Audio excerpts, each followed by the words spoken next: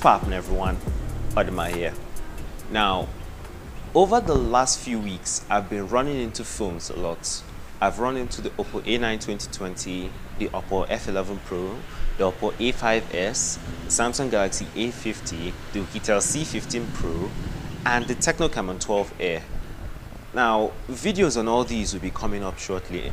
I wasn't able to record them as quickly as possible because I was having some audio issues, but I think I'm back now. So in this video, I want to cover the Samsung Galaxy A50. Now, if you haven't watched the unboxing, it's up there or down there. Now, let me just give you my first thoughts when I actually held this phone in my hand. The first thing you actually notice when you hold this phone in your hand is the fact that it is pretty light. Now, for context, I'm using the Humidigi F1 as my main device, and that weighs about 200 and something grams. This phone is lighter than it. Now, don't forget that it's packing some pretty heavy stuff inside, so you'd actually expect it to be heavy, but then there are things that it has that actually lessens the weight a lot. Starting with the back. Now the back, it's not a gradient back, and though it looks like glass, it's actually not glass, it's plastic. The back is bare of like anything at all. It's just the Samsung branding and triple camera setup along with the flash. The front is where you actually see the Infinity V display with the notch up there and some pretty thin bezels too. Now, I only have a slight problem with the chin.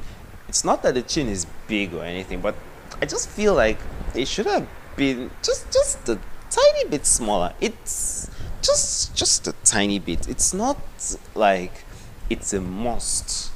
It should be that small. But then for 89,000 naira, I just think probably you should be getting something that's closer to a full screen. But then, hey, this isn't the S10 or Note 10, so let's not complain too much there. Now, this screen is an AMOLED screen. It's a 1080 by 2340 panel, and it is pretty bright and accurate. Like when you see it, we already know that Samsung makes one of the best screens in the smartphone market. So you can now imagine what happens when they actually do a Super AMOLED screen at 1080p. It's just beautiful. Colors are popping. Everything just looks very, very vibrant. And it has an aspect ratio of 19.5:9 and a pixel density of 403.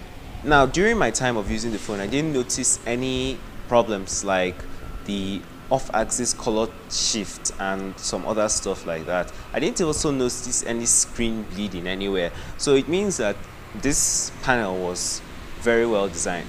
Now, if you were following the design of this phone, you'd have noticed that I didn't mention a fingerprint reader. That's because the fingerprint reader is underneath the front glass. Now, it's not an ultrasonic fingerprint reader like the one in the Samsung Galaxy S10, even though that was also running into some issues. But then, thankfully, those got fixed. It's an optical fingerprint reader, much like the OnePlus 7 and many other devices we've been seeing recently. And it's pretty fast. Now, I want to correct a misconception that people are having. People have actually said that the fingerprint reader is trash. Like, they say it's not accurate, it doesn't read well. In my testing, I never had that problem. One thing I discovered is that you don't actually have to put your whole thumb on the sensor. You just have to put sort of like the tip of your finger, just like almost like as though you're trying to do a thumbprint, but then you don't put the whole thumb there. You just put like the edge of your thumb. I think that's where it actually works, because when I actually did that, it just unlocked straight away without any errors, and it worked very, very well for me in the time I was using it. But then let's talk optics. Now, I already said that the phone has a notch. Now, it's housing a 25 megapixel camera there, and at the back, it's also housing a 25 megapixel main camera, an 8 megapixel ultra wide camera, and a 5 megapixel depth sensor. Now, I only have a problem with the inconsistency between the main lens and the ultra wide lens, to where colors are spot on accurate on the main camera, but then when you shift to the ultra wide camera, you immediately notice a little bit of dullness in the color tones, and it's generally not pleasing to look at. I didn't like it the first time that it happened. I was definitely not happy, especially from a company like Samsung, who is expected to make like one of the best out there. So for the fact that they actually made a mistake like that, I don't really know.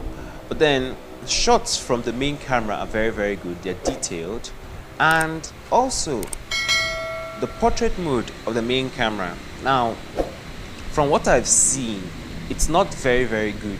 I don't know whether it's because the camera didn't focus well on me, but then in this shot here, it made a mistake with my shirt, and also around the ears there's also some just a little bit of mistakes there. Of course, if you're paying 89,000 naira for a phone, you're definitely going to be checking every single corner of this device for errors and all of that kind of thing.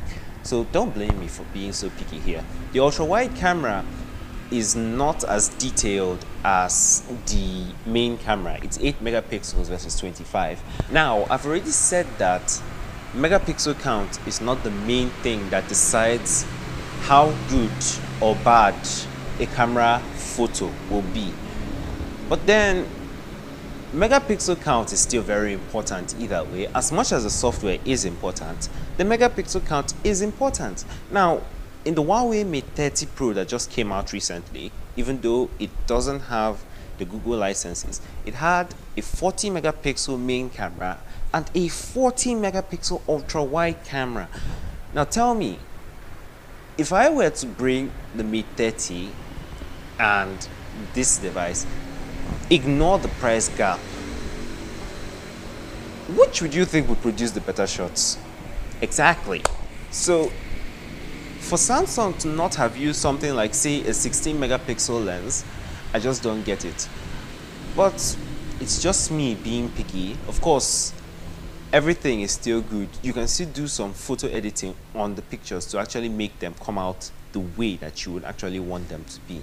So no complaints here. Now in the specs department, now this phone is very, very fast. Like scrolling through it, checking apps, switching between apps and multitasking, very, very good. It's running on an Exynos 9610 chip, which is a 10 nanometer process chip. Now I don't actually see much of a difference between this chip and the MediaTek Helio P60 chip. But then the fact that it's a 10 nanometer process chip, which is more battery efficient and also faster, makes it to beat the MediaTek Helio P60, which is a 12 nanometer process chip. And because of this 10 nanometer process chip, the 4000 milliamp hour battery will last very, very well. In my time of using it, it didn't just pour like water, which is very, very good for the lifespan of the phone. Now, also another thing that will add to the battery life is the fact that it's an AMOLED panel, and because of that, battery life will be conserved pretty well, especially if you use your dark mode a lot.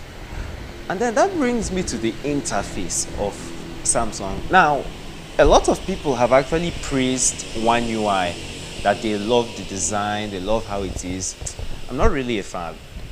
I know I'm sounding like a critic right now, but I just don't like it. It's a bit not there for me. I prefer stock Android. Now, the problem I have is with those icons. Like, as much as I can just throw in an icon pack there to fix that problem, which is probably the best thing to do if you don't like One UI, I just generally don't see myself using it. If I'm going to actually use this device, I just actually download a simple launcher like Niagara Launcher or Nova Launcher and actually use on this device.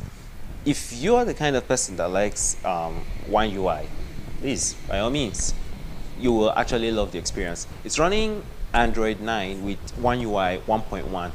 Most probably to get updated to One UI 2 based on Android 10 later on, maybe 2020 or so, I'm not sure. But then overall, the phone is a pretty good phone.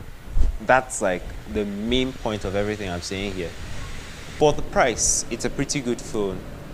A USB Type-C port, a loud speaker that is very, very loud and actually produces very, very good audio quality. The fact that there's still a headphone jack, 4000 milliamp hour battery, an Exynos 9610 10nm process chip, a very, very good display, very, very good camera. One UI for those who actually like the One UI skin. These things brought into the phone just for 89,000 naira is a pretty good deal for me. But that's been it. Thanks for watching, and I'll catch you in the next video. Peace. Please, allow me to show you something.